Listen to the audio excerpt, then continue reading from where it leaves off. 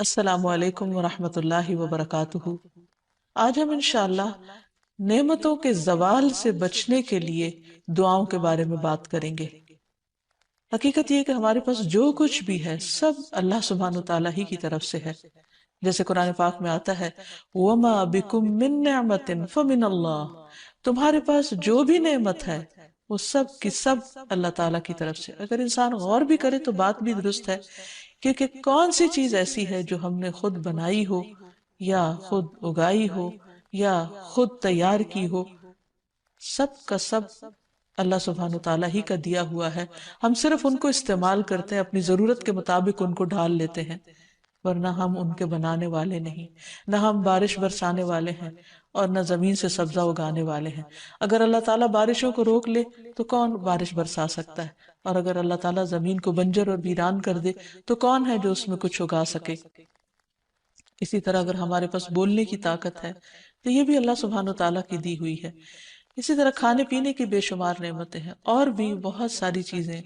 اولاد، اچھے ساتھی، دوست، احباب، سب سے بڑھ کر اللہ سبحانہ وتعالیٰ کی طرف سے آئی ہوئی ہدایت، یہ تمام چیزیں ہمارے فائدے کے لیے ہیں، اور ان کو اگر ہم گننا چاہیں تو گن نہیں سکتے۔ وَإِن تَعُدُّوا نِعْمَةَ اللَّهِ لَا تُحْصُوهَا، اگر تم اللہ کی نعمتوں کو شمار کرنا چاہو، گننا چاہو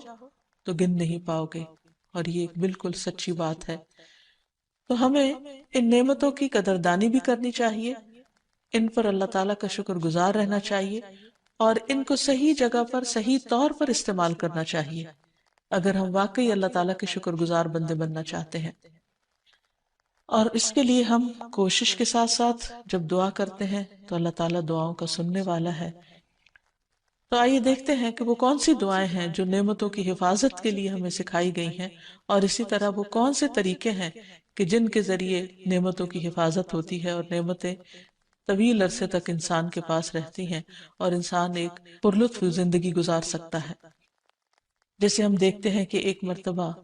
اکرمہ بن نبی جہل نے، جب نبی صلی اللہ علیہ وسلم نے مکہ فتح کر لیا اور وہ بھاگ گیا وہاں سے اور جا کر کشتی میں سوار ہو گیا، اور جب کشتی ڈوبنے لگی تو کشتی کے مالک نے کہا کہ اب تمہارے بت تمہیں نہیں بچا سکتے، صرف ایک اللہ کو پکارو، وہی تمہاری مشکل آسان کرے گا۔ تو اس وقت اکرمہ کی آنکھیں کھل گئی کہ اگر اس وقت صرف ایک اللہ کو پکارنا ہے تو یہی وہ بات ہے کہ جو محمد ہمیں اتنے عرصے سے بتا رہے ہیں اور ہماری سمجھ میں نہیں آ رہی۔ تو بہرحال انہوں نے اس وقت اللہ تعالیٰ سے عہد کیا کہ اگر آج میں یہاں سے زندہ بچ نکلا تو میں محمد صلی اللہ علیہ وسلم کے پاس حاضر ہو کر اسلام قبول کر لوں گا۔ تو بہرحال انہوں نے اپنا عہد پورا کیا اور پھر اسلام کی بہت ساری خدمت بھی کی۔ تو اس میں ہم دیکھتے ہیں کہ انہوں نے ایک مرتبہ سچے دل سے اللہ تعالیٰ کو پکارا تھا اور ان کی پکار سن لی گئی، دعا قبول ہو گئی، اور ایک بہت بڑے طوفان سے وہ بچ نکلے۔ تو اسی طرح ہم میں سے ہر شخص کو اپنی زندگی میں ضرور اس بات کا تجربہ ہوتا ہے کہ وہ کہیں نہ کہیں مشکل میں مبتلا ہوتا ہے اور پھر اللہ تعالیٰ کو پکارتا ہے اور اللہ تعالیٰ اس کی پکار سنتے ہیں۔ یہ الگ بات ہے کہ بعض اوقات جب ہمیں اللہ تعالیٰ نعمت سے نوازتے ہیں تو ہم پھر پلٹ جاتے ہیں اپنی ہی دنیا میں اور اللہ تعالیٰ کو بھول جاتے ہیں۔ تو اللہ تعالیٰ کو بھولنے کی بجائے اس کا ذکر اور اس کا شکر ادا کرتے رہنا چاہیے، اور خصوصاً جب ہم دعا کر رہے ہوں تو ساتھ ساتھ اللہ تعالیٰ کی تعریف بھی کرتے جائیں۔ الحمدللہ، اللہ اکبر، لا الہ الا اللہ، جو بھی کلمات دل سے نکلے اللہ کی تعریف کے، انہی کو پڑھ لینا چاہیے۔ اور اگر عربی زبان میں نہ بھی یاد ہو تو اپنی زبان میں جو بھی ہم بولتے ہیں اور جس میں ہم اپنے آپ کو زیادہ بہتر طور پر سمجھتے ہیں کہ ہم اللہ تعالیٰ کو پکار سکتے ہیں، اس زبان میں اللہ تعالیٰ کو پکاریں، اور پھر محمد صلی اللہ علیہ وسلم پر درود شریف پڑھیں۔ تو انشاءاللہ اللہ سبحانہ وتعالیٰ دعائیں سنے گا۔ جہاں تک نعمتوں کے زوال کا تعلق ہے، یعنی نعمتوں کے ختم ہو جانے کا تعلق ہے، تو یہ دراصل انسان کا ایک امتحان بھی ہے اور اس کے ساتھ ساتھ بعض اوقات عذاب بھی۔ جہاں تک یہ اللہ تعالیٰ کی طرف سے بندے کے لیے آزمائش ہے تو اس بارے میں رسول اللہ صلی اللہ علیہ وسلم نے فرمایا، اللہ تعالیٰ فرماتا ہے، جب میں کسی مومن بندے کی محبوب چیز دنیا والوں میں سے اٹھا لیتا ہوں، پھر وہ ثواب کی نیت سے صبر کرتا ہے تو اس کا بدلہ جنت ہے۔ یعنی اللہ تعالیٰ بندے کو بڑا مقام دینا چاہتے ہیں تو اسے دنیا کی کسی نعمت سے محروم کر دیتے ہیں، لیکن اس وقت ضروری ہے کہ بندہ اللہ تعالیٰ کے فیصلے پر راضی ہو جائے، اس کی رضا پہ راضی ہو جائے۔ تو جو راضی ہوتا ہے اللہ تعالیٰ اس سے راضی ہو جاتا ہے، اور جس سے راضی ہو جائے رب، اس کے لیے پھر جنت ہی جنت ہے۔ پھر اسی طرح یہ ہے کہ بعض اوقات انسان کو ملنے والی نعمتیں جب لے لی جاتی ہیں تو وہ اس کے گناہوں کا کفارہ بن جاتی ہیں، کیونکہ بعض اوقات ہم اللہ تعالیٰ کی نعمتیں پا کر وہ شکر ادا نہیں کر رہے ہوتے یا اطاعت نہیں کر رہے ہوتے، تو اللہ تعالیٰ پھر وہ نعمت واپس لے لیتا ہے تاکہ بندہ ہوش میں آئے اور اللہ تعالیٰ کی عبادت کی طرف راغب ہو، جس کے لیے اللہ تعالیٰ نے انسان کو پیدا کیا ہے۔ پھر اسی طرح یہ ہے کہ بعض آزمائشوں پر صبر بہت بڑے اجر کا باعث بنتا ہے، جو عام طور پر انسان نہیں کر سکتا یا عام طور پر اتنا بڑا اجر حاصل نہیں کر سکتا۔ رسول اللہ صلی اللہ علیہ وسلم سے طاعون کے متعلق پوچھا گیا تو آپ نے بتایا کہ یہ ایک عذاب تھا جو اللہ جس پر چاہتا تھا بھیج دیتا تھا، لیکن اس امت کے مسلمانوں پر اللہ نے اسے رحمت بنا دیا۔ اب جو شخص طاعون کی بیماری میں مبتلا ہو اور اس شہر میں ثواب کی نیت سے صبر کرتے ہوئے رکا رہے اور یقین رکھتا ہو کہ اسے صرف وہی مصیبت آ سکتی ہے جو اللہ تعالیٰ نے اس کے لیے لکھ دی ہے،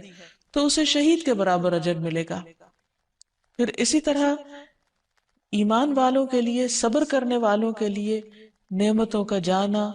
تکلیفوں کا آنا، بیماریوں کا آنا، جہاں بہت بڑے اجر اور ثواب کی بات ہے، وہاں اللہ کے نافرمانوں کے لیے یہ عذاب بھی ہے، کیونکہ فرق یہی سے پتہ چلے گا کہ کون سی مصیبت کس کے لیے رحمت ہے اور کس کے لیے عذاب ہے، کہ جو آزمائش میں پڑنے کے بعد اللہ تعالیٰ کے قریب ہو جائے، اللہ تعالیٰ کی طرف جھک جائے، اللہ سے دعائیں مانگنے لگے، اپنے اعمال کی اصلاح کر لے، اس کے لیے آزمائش ایک نعمت ہے، یعنی اس کے لیے نعمت کا جانا بھی ایک نعمت ہے۔ اور جو شخص نعمت کے جانے پر، آزمائش کے آنے پر اللہ تعالیٰ سے ناراض ہو جائے اور اپنے رویے میں کوئی تبدیلی نہ کرے، اپنے اعمال کی کچھ اصلاح نہ کرے، تو وہ اس کے لیے عذاب ہی عذاب ہے۔ جیسے کہ ہم دیکھتے ہیں کہ آل فرعون کو اللہ تعالیٰ نے مختلف طریقے سے آزمایا۔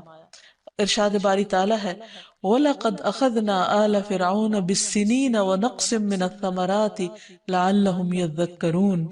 پھر ہم نے آل فرعون کو کئی سال تک قحط اور پیداوار کی کمی میں مبتلا رکھا تاکہ وہ نصیحت پکڑے،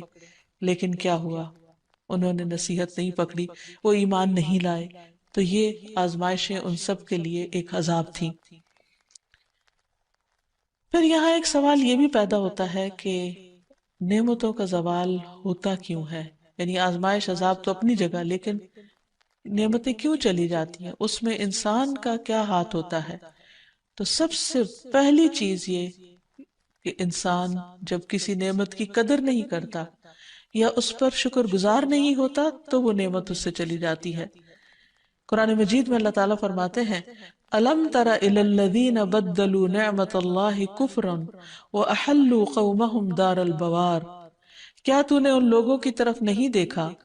جنہوں نے اللہ کی نعمت کو ناشکری سے بدل دیا اور اپنی قوم کو ہلاکت کے گھر میں لا اتارا؟ یعنی جب کوئی قوم ناشکری کرتی ہے تو اس سے نعمتوں کا زوال ہو جاتا ہے۔ ایک اور جگہ پر بھی آتا ہے وَضَرَبَ اللَّهُ مَثَلًا قَرْيَةً كَانَتْ آمِنَةً مُطْمَئِنَّةً يَأْتِيهَا رِزْقُهَا رَغَدًا مِّن كُلِّ مَكَانٍ فَكَفَرَتْ بِأَنْعُمِ اللَّهِ فَأَذَاقَهَا اللَّهُ لِبَاسَ الْجُوعِ وَالْخَوْفِ بِمَا كَانُوا يَصْنَعُونَ۔ اور اللہ نے ایک بستی کی مثال بیان کی جو اطمینان والی تھی، اس کے پاس اس کا رزق کھلا ہر جگہ سے آتا تھا، تو اس نے اللہ کی نعمتوں کی ناشکری کی تو اللہ نے اسے بھوک اور خوف کا لباس پہنا دیا اس کے بدلے جو وہ کیا کرتے تھے۔ پھر اسی طرح غرور اور تکبر نعمتوں کے زوال کا سبب بنتا ہے، اور تکبر کہتے ہیں حق بات کا انکار کرنا، اپنے آپ کو بڑی چیز سمجھنا اور صحیح بات کو نہ ماننا۔ ایک شخص نبی صلی اللہ علیہ وسلم کی موجودگی میں بائیں ہاتھ سے کھانا کھا رہا تھا تو آپ نے اس کو منع کیا اور کہا کہ دائیں ہاتھ سے کھاؤ، تو اس نے کہا میں دائیں سے نہیں کھا سکتا، تو آپ نے فرمایا تم کبھی نہ کھا سکو، اور وہ مرتے دم تک پھر اپنا دایاں ہاتھ اوپر نہیں اٹھا سکتا تھا۔ تو اس سے یہ پتہ چلتا ہے کہ بعض اوقات انسان جب اللہ اور اس کے رسول صلی اللہ علیہ وسلم کی کسی بات کو واضح طور پر ماننے سے انکار کر دیتا ہے تو اس پر بھی انسان کا امتحان ہو جاتا ہے۔ پھر اسی طرح نعمتوں کی نسبت اپنی طرف کرنا کہ ہم یہ سب کچھ اپنی محنت سے کر رہے ہیں اور ہماری کوشش ہے، اور اللہ سبحانہ وتعالیٰ کا شکر ادا نہ کرنا۔ اس سلسلے میں ہم دیکھتے ہیں کہ قارون ہے، قارون کو اللہ نے بہت کچھ دے رکھا تھا، لیکن وہ اسے اللہ کی رحمت یا اللہ کا انعام نہیں سمجھتا تھا۔ قال انما اوتیتہ علی علم عندی، کہ یہ سب کچھ تو مجھے اس علم کی بدولت ملا ہے جو مجھے حاصل ہے، یہ تو میرا اپنا کمال ہے، میری اپنی محنت ہے۔ پھر کیا ہوا؟ فخسفنا به وبداره الارض، ہم نے اس کو اور اس کے گھر کو زمین میں دھسا دیا۔ فما كان له من فئة ينصرونه من دون الله وما كان من المنتصرين، تو ہم نے اسے اور اس کے گھر کو زمین میں دھسا دیا، پھر نہ اس کے لیے کوئی جماعت تھی جو اللہ کے مقابلے میں اس کی کوئی مدد کرتی، اور نہ وہ اپنا بچاؤ کرنے والوں میں سے تھا۔ پھر اسی طرح نعمتوں کے زوال کا ایک سبب نعمتوں کو غیر اللہ کی طرف منسوب کرنا، یعنی دوسروں کو اس کا سبب بتانا اور اللہ تعالیٰ سے دھیان ہٹ جانا اور اللہ کو یاد نہ کرنا اور اس کا شکر ادا نہ کرنا۔ اسی طرح نعمت کو استعمال نہ کرنا، وہ بھی نعمت میں کمی کر دیتا ہے۔ قرآن مجید میں آتا ہے وَيْلٌ لِكُلِّ هُمَزَةٍ لُمَزَةٍ الَّذِي جَمَعَ مَالًا وَعَدَّدَهُ يَحْسَبُ أَنَّ مَالَهُ أَخْلَدَهُ، بڑی ہلاکت ہے بہت تانا دینے والے اور بہت عیب لگانے والے کے لیے وہ جس نے مال جمع کیا اور اسے گن گن کر رکھا، وہ گمان کرتا ہے کہ بے شک اس کا مال اسے ہمیشہ زندہ رکھے گا، یعنی مال کی وجہ سے اس کی شہرت ہوگی۔ تو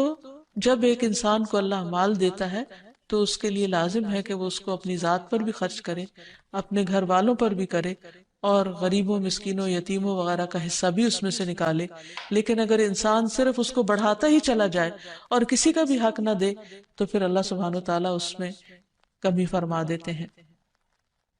حضرت اسماء بنت ابی بکر کی روایت ہے، وہ کہتی ہے کہ مجھے رسول اللہ صلی اللہ علیہ وسلم نے فرمایا، خرچ کرو یا تھوڑا تھوڑا کر کے خرچ کرتی رہو، گن گن کر نہ رکھو ورنہ اللہ بھی گن گن کر دے گا، یعنی جو تمہیں اللہ دیتا ہے اس میں سے دوسروں کا حصہ بھی نکالتی رہو۔ اسی طرح ایک اور روایت سے بھی پتہ چلتا ہے کہ جو لوگ اللہ کے راستے میں خرچ نہیں کرتے ان کے مال کس طرح ضائع ہو جاتے ہیں۔ ابو درداء کہتے ہیں کہ رسول اللہ صلی اللہ علیہ وسلم نے فرمایا، جب بھی سورج طلوع ہوتا ہے تو اس کے دونوں پہلوؤں میں 2 فرشتے بھیجے جاتے ہیں جو یہ منادی کرتے ہیں، اور اس منادی کو 2 بوجھوں یعنی جن و انس کے علاوہ تمام اہل زمین سنتے ہیں کہ اے لوگو اپنے رب کی طرف آؤ، کیونکہ وہ تھوڑا جو کافی ہو جائے اس زیادہ سے بہتر ہے جو غفلت میں ڈال دے۔ اسی طرح جب بھی سورج غروب ہوتا ہے تو اس کے دونوں پہلوؤں میں 2 فرشتے بھیجے جاتے ہیں جو آواز لگاتے ہیں، منادی کرتے ہیں، اور اس منادی کو بھی 2 بوجھوں کے علاوہ تمام اہل زمین سنتے ہیں کہ اے اللہ خرچ کرنے والے کو اس کا نعم البدل عطا فرما، اور اے اللہ روک کر رکھنے والے کے مال کو ہلاک کر دے۔ تو اس سے یہ پتہ چلتا ہے کہ جو بندہ خرچ نہیں کرتا اس کا مال ضائع ہو جاتا ہے، اور جو دیتا ہے اس کے لیے وعدہ ہے کہ اللہ تعالیٰ اس کو اس کا بہترین نعم البدل اور عطا فرمائے گا۔ پھر اسی طرح لوگوں کی ضرورتیں پوری نہ کرنا،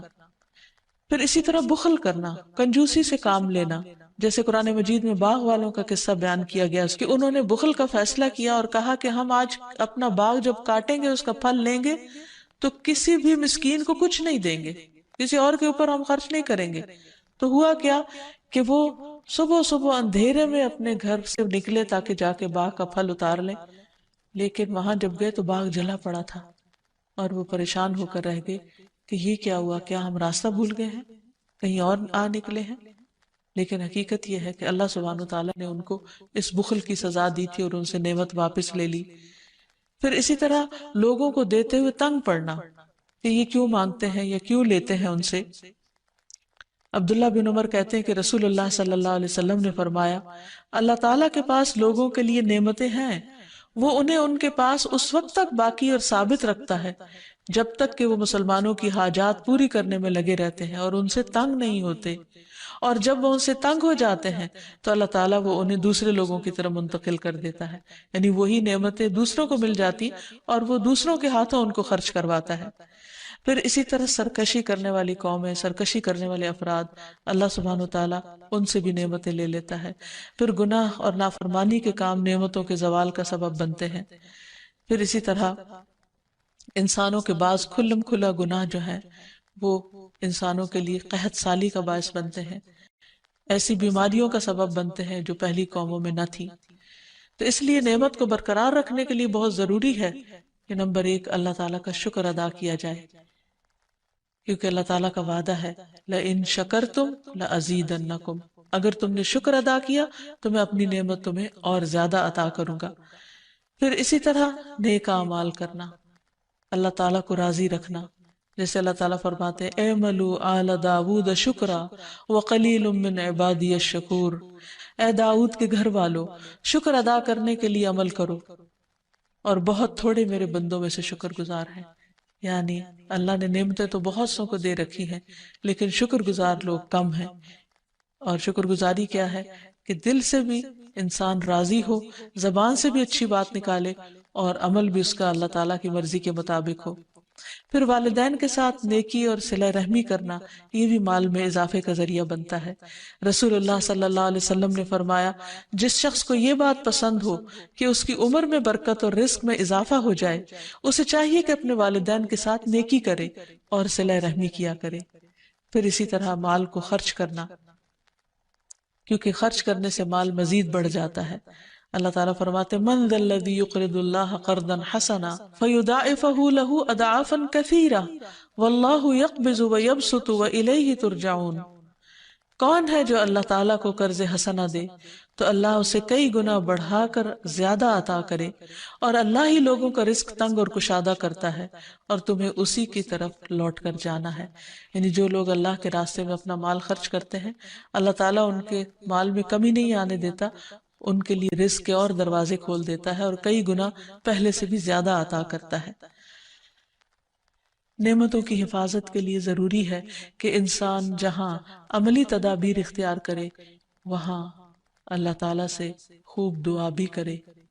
اور اس سلسلے میں سب سے پہلے وہ دعا جو حضرت سلیمان علیہ السلام نے مانگی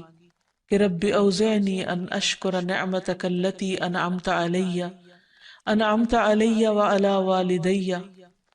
وان اعمل صالحا ترضاہ وَأَدْخِلْنِي بِرَحْمَتِكَ فِي عِبَادِكَ الصَّالِحِينَ، اے میرے رب مجھے توفیق دے کہ میں تیری نعمت کا شکر ادا کروں جو تو نے مجھ پر اور میرے ماں باپ پر کی ہے، اور یہ کہ میں نیک عمل کروں جسے تو پسند کر لے، تو راضی ہو جائے اور اپنی رحمت سے مجھے اپنے نیک بندوں میں شامل کر لے۔ تو اس لیے شکر کا ادا کرنا صرف ضروری نہیں بلکہ اس کی نیت، ارادہ اور اللہ تعالیٰ سے اس کی توفیق مانگنا بھی ضروری ہے، کیونکہ جب تک اللہ تعالیٰ توفیق نہ دے انسان شکر بھی ادا نہیں کر سکتا۔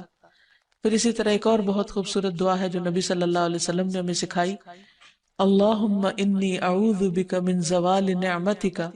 وتحول عافیتک وفجاءۃ نقمتک وجمیع سخطک، اے اللہ میں تیری پناہ چاہتا ہوں اس بات سے کہ تیری کوئی نعمت چھن جائے یا تیری دی ہوئی عافیت پلٹ جائے، یعنی تو نے جو ہمیں امن و امان دے رکھا ہے وہ ختم ہو، یا کوئی ناگہانی عذاب آ جائے، اور تیرے تمام غصے ناراضگیوں سے تیری ہی پناہ چاہتا ہوں، کیونکہ جب انسان کسی سے ڈرتا ہے تو عموماً اس سے بھاگتا ہے، لیکن یہاں عجب معاملہ ہے کہ انسان اللہ سے ڈرتا ہے اور پناہ کے لیے بھی اللہ ہی کی طرف جاتا ہے، توبہ کے لیے بھی اللہ سبحانہ وتعالیٰ ہی کی طرف رجوع کرتا ہے۔ رفاع زرقی سے مروی ہے، وہ کہتے ہیں کہ جب احد کے دن مشرکین منتشر ہو گئے تو رسول اللہ صلی اللہ علیہ وسلم نے فرمایا برابر ہو جاؤ تاکہ میں اپنے رب عز و جل کی ثنا کروں۔ لوگ آپ کے پیچھے صفے بنا کر کھڑے ہو گئے اور آپ نے کہا اللہم لک الحمد کلہ، اللہم لا قابض لما بسطت ولا مقرب لما باعدت ولا مباعد لما قربت ولا معطی لما منعت ولا مانع لما اعطیت، اللہم ابسط علینا من برکاتک ورحمتک وفضلک وفضلك ورزقك اللهم إني أسألك النعيم المقيم الذي لا يحول ولا يزول اللهم إني أسألك النعيم يوم العيلة والأمن يوم الحرب اللهم أعوذ بك من سوء ما أعطيتنا وشر ما منعت منا۔ اے اللہ تیرے ہی لیے ہر قسم کی تعریف ہے، اے اللہ جو تو پھیلا دے اسے کوئی سمیٹنے والا نہیں، جو تو دور کر دے تو کوئی اسے نزدیک کرنے والا نہیں، جسے تو نزدیک کر دے تو اسے کوئی دور کرنے والا نہیں، جسے تو عطا کرے اسے کوئی روکنے والا نہیں، اور جس سے تو روک دے اسے کوئی دینے والا نہیں۔ اے اللہ ہم پر اپنی برکات، اپنی رحمت، اپنے فضل اور اپنے رزق کو پھیلا دے۔ اے اللہ میں تجھ سے ایسی نعمتیں مانگتا ہوں جو ہمیشہ قائم رہیں، تیری اطاعت میں حائل نہ ہوں اور نہ زائل ہوں۔ اے اللہ میں تجھ سے تنگی کے دن کی نعمت اور جنگ کے دن کے امن کا سوال کرتا ہوں۔ اے اللہ تیری پناہ میں آتا ہوں اس چیز کی برائی سے جو تو نے عطا کی، اور اس چیز کے شر سے جو تو نے ہم سے روک لی۔ اسی طرح انسان کو بدنی اور جسمانی نعمتوں کے بقا کے لیے بھی دعا کرنی چاہیے۔ اللہم عافنی فی بدنی، اللہم عافنی فی سمعی، اللہم عافنی فی بصری، لا الہ الا انت۔ اے اللہ مجھے اپنے بدن میں عافیت عطا فرما، اے اللہ مجھے اپنی سماعت میں عافیت عطا فرما، اے اللہ مجھے اپنی بصارت میں عافیت عطا فرما، تیرے علاوہ کوئی اور معبود نہیں۔ پھر اسی طرح ہر نماز کے بعد شکر ادا کرنے کی توفیق مانگنا۔ اللہم اعنی علی ذکرک و شکرک و حسن عبادتک۔ اے اللہ میری مدد کر اپنے ذکر اور شکر کرنے پر اور اپنی اچھی طرح عبادت کرنے پر۔ پھر اسی طرح سجدہ تلاوت میں بھی اللہ تعالیٰ کا شکر ادا کرنا۔ تو خلاصہ یہ ہے کہ اگر انسان یہ چاہتا ہے کہ اس پر نعمتیں باقی رہیں تو اسے نعمتوں کی قدردانی اور شکر کے ساتھ ساتھ اللہ تعالیٰ سے نعمتوں کے بقا کی دعائیں کرتے رہنا چاہیے، اور خصوصاً نبی صلی اللہ علیہ وسلم کی دعاؤں کو نہیں بھولنا چاہیے، کیونکہ آپ کو جامع کلمات عطا کیے گئے تھے اور آپ نے ہمیں بہت بہترین دعائیں سکھائی ہیں۔ اللہ تعالیٰ سے دعا ہے کہ وہ ہمیں ملنے والی نعمتوں کی حفاظت فرمائے اور دنیا اور آخرت میں آپ سب کو مزید نعمتیں عطا فرمائے۔ وآخر دعوانا ان الحمد للہ رب العالمین۔